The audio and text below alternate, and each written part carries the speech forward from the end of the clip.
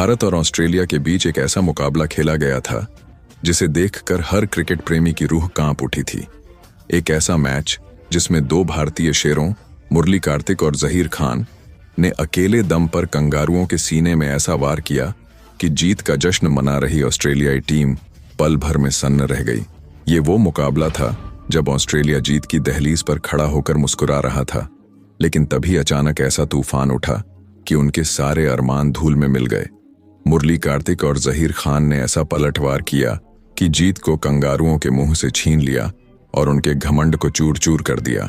ऑस्ट्रेलियाई टीम मैदान में ही खामोश खड़ी रह गई, जैसे किसी ने उनसे सब कुछ छीन लिया हो। भाइयों, ये कहानी है 17 अक्टूबर 2007 की, भारत और ऑस्ट्रेलिया के बीच खेली जा रही 7 मैचों की वनडे सीरीज के आखिरी मुकाबले की। ये मैच मुंबई के वानखेड़े स्टेडियम में खेला जा रहा था। माहौल पूरी तरह से रोमांचक था। मैच की शुरुआत होती है। ऑस्ट्रेलियाई कप्तान रिकी पोंटिंग ने टॉस जीतकर पहले बल्लेबाजी करने का फैसला लिया और बल्लेबाजी करते हुए कंगारू टीम ने भारतीय टीम के सामने 194 रन का लक्ष्य रखा। हालांकि 194 रन का लक्ष्य दिखने में बहुत छोटा लग रहा था, लेकिन हकीकत में इसे हासिल करना किसी अग्नि परीक्षा से कम नहीं था, क्योंकि सामने थी ऑस्ट्रेलिया की वो बॉलिंग लाइनअप जिसमें एक तरफ ब्रेट ली की तूफानी रफ्तार थी तो दूसरी तरफ नाथन ब्रैकन की गेंदें हवा में बातें कर रही थीं, और बीच में मिशेल जॉनसन का तेवर ऐसा था कि विकेट लेने के बाद उनका जश्न ही विरोधी टीम के हौसले को चूर चूर कर सकता था। और हुआ भी कुछ ऐसा ही। जवाब में भारतीय पारी का आगाज करने उतरे दो महारथी सचिन तेंदुलकर और सौरव गांगुली। पूरे स्टेडियम की उम्मीदें इन दोनों पर टिकी थीं, लेकिन डर था जिस बात का वही हुआ। पारी के दूसरे ओवर की चौथी गेंद पर मिशेल जॉनसन ने दादा को एक ऐसी गेंद डाली जिस पर उन्होंने ड्राइव खेलने की कोशिश की, लेकिन गेंद सीधा विकेट के पीछे खड़े एडम गिलक्रिस्ट के दस्तानों में समा गई। जॉनसन का जश्न ऐसा था जैसे कोई शिकारी शेर शिकार करने के बाद गुर्रा रहा हो। उनके उछलने कूदने से स्टेडियम का माहौल ही बदल गया। इसके ठीक 2 ओवर बाद, यानी चौथे ओवर की चौथी ही गेंद पर दिनेश कार्तिक भी जॉनसन के कहर का शिकार बन गए। बिना कोई रन बनाए वो भी पवेलियन लौट चले। भारतीय टीम के 2 विकेट सिर्फ 14 रन पर गिर चुके थे और ऑस्ट्रेलियाई खिलाड़ी मैदान पर कंगारुओं की तरह उछल कूद मचा रहे थे। हर तरफ एक ही शोर था, भारत अब नहीं बच पाएगा। लेकिन कहानी अभी बाकी थी। अब क्रीज पर आए युवराज सिंह, वही युवराज जिन्होंने अपने बल्ले से कई तूफान रच दिए थे। जॉनसन ने पहली ही गेंद युवराज को बाउंसर के रूप में दी। शायद उन्हें डराने की मंशा थी, लेकिन युवराज ने उसी बाउंसर पर करारा जवाब दिया। गेंद बल्ले से टकराई और सीधा बाउंड्री के पार चली गई। पूरा वानखेड़े स्टेडियम गूंज उठा। अब दूसरी छोर पर सचिन तेंदुलकर ने भी अपने हाथ खोलने शुरू कर दिए थे। क्लासिकल ड्राइव्स, कट शॉट और फ्लिक, हर एक शॉट पर तालियों की गूंज बढ़ती जा रही थी। अब पहली बार ऐसा लगने लगा कि टीम इंडिया का दबाव थोड़ा हल्का हो रहा है और वो लड़ाई में वापस आ रही है। सचिन का हर शॉट जैसे कह रहा था, आज मैदान पर भगवान उतर चुके हैं और ये भगवान ऑस्ट्रेलिया के लिए काल बन चुका है। लेकिन ब्रेट ली की रफ्तार के सामने एक बार फिर इंसान हार गया, और वो इंसान थे खुद मास्टर ब्लास्टर। तेज गति से आती गेंद ने सचिन तेंदुलकर की गिल्लियां बिखेर दी और पूरा वानखेड़े स्टेडियम स्तब्ध रह गया। भगवान कहे जाने वाले तेंदुलकर सिर्फ 21 रन बनाकर वापस लौट चुके थे और उनके पवेलियन लौटते ही भारतीय उम्मीदों को मानो गहरा झटका लगा। अब मैदान पर उतरे रोबिन उथप्पा, लेकिन सामने अभी भी भारतीय टीम की एकमात्र मजबूत कड़ी युवराज सिंह डटे हुए थे। उनके बल्ले से निकलते शॉट अब भी भारतीय दर्शकों की धड़कनों को जिंदा रखे हुए थे। मगर किस्मत को शायद कुछ और मंजूर था।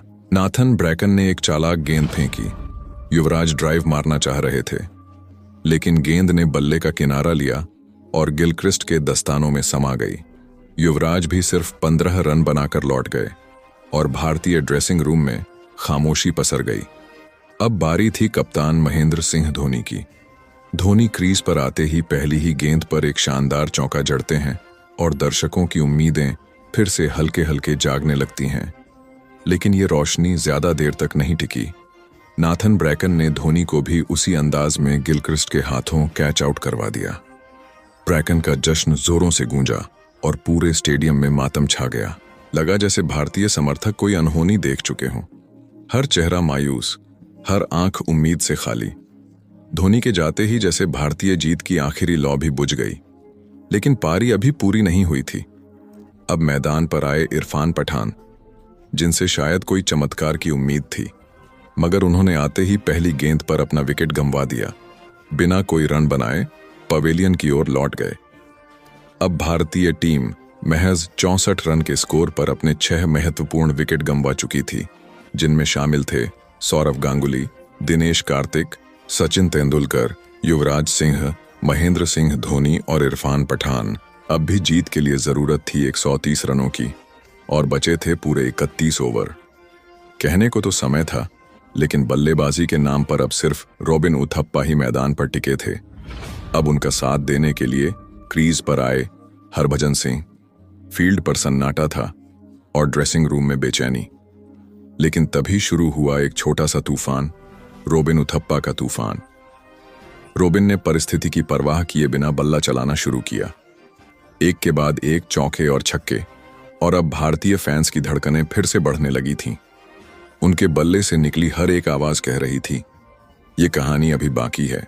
दूसरे छोर पर हरभजन सिंह ने जैसे ही कवर के ऊपर से एक शानदार चौका जड़ा, उनके चेहरे पर मुस्कान थी, मानो कह रहे हों गेंदबाज हैं, लेकिन बल्ला चलाना नहीं भूले। मगर इस वक्त जो असली आतिशबाजी हो रही थी वो थी रॉबिन उथप्पा के बल्ले से। हर एक शॉट जैसे भारतीय टीम को नई सांस दे रहा था। ड्रेसिंग रूम में बैठे भारतीय खिलाड़ी अब थोड़ी राहत की सांस लेने लगे थे और मैदान पर मौजूद दर्शकों की तालियों में फिर से जोश लौट आया था। लेकिन तभी आई एक खामोश करने वाली आवाज। माइकल क्लार्क की गेंद सीधा पैड पर लगी और अंपायर की उंगली उठ गई। रॉबिन उथप्पा, जो इस मुश्किल वक्त में टीम को सहारा दे रहे थे, 47 रन बनाकर पवेलियन लौट गए। उनका चेहरा साफ कह रहा था, काश कुछ देर और रुक जाता।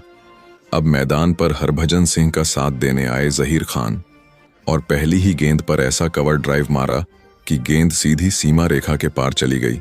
चौका। लेकिन अगले ही ओवर में मिशेल जॉनसन ने जोरदार वापसी की, हरभजन को फंसाया और कप्तान रिकी पोंटिंग के हाथों कैच आउट करवाकर भारतीय टीम को एक और गहरा झटका दे दिया।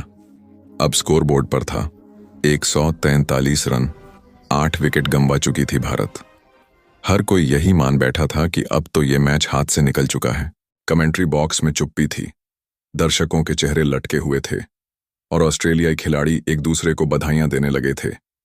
लेकिन कहानी अब भी अधूरी थी।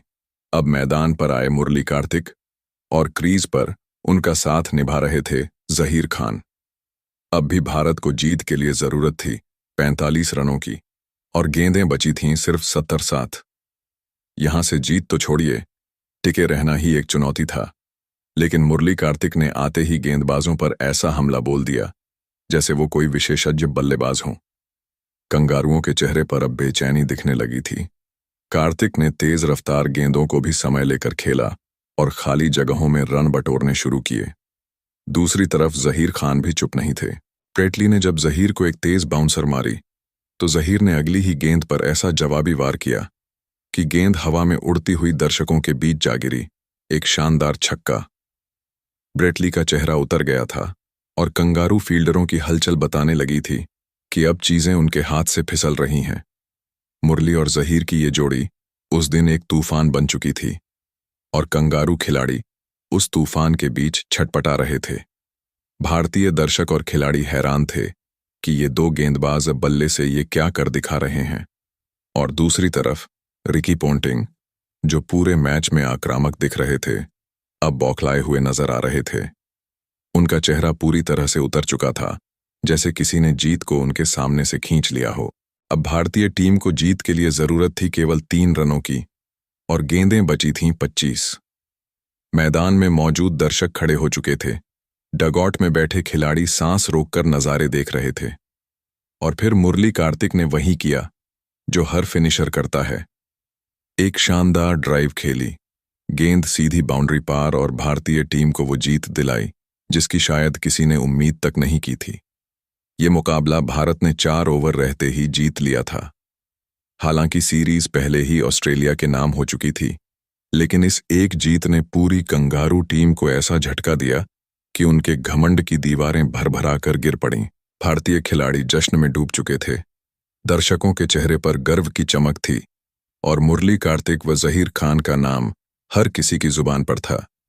2 गेंदबाजों ने उस दिन बल्ले से वो कारनामा कर दिया जो बल्लेबाजी क्रम नहीं कर पाया। तो दोस्तों, अगर आपको भी मुरली और जहीर की ये ऐतिहासिक साझेदारी दिल से पसंद आई हो तो इस वीडियो को एक लाइक जरूर दीजिएगा। चैनल को सब्सक्राइब करें और घंटी बजाना मत भूलिएगा, ताकि अगली बार जब हम कोई ऐसी ही सुनहरी कहानी लेकर आएं तो आपसे मिस ना हो। आज के लिए बस इतना ही। मिलते हैं अगले वीडियो में एक नई क्रिकेट गाथा के साथ। तब तक के लिए जय हिंद, जय भारत, वंदे मातरम।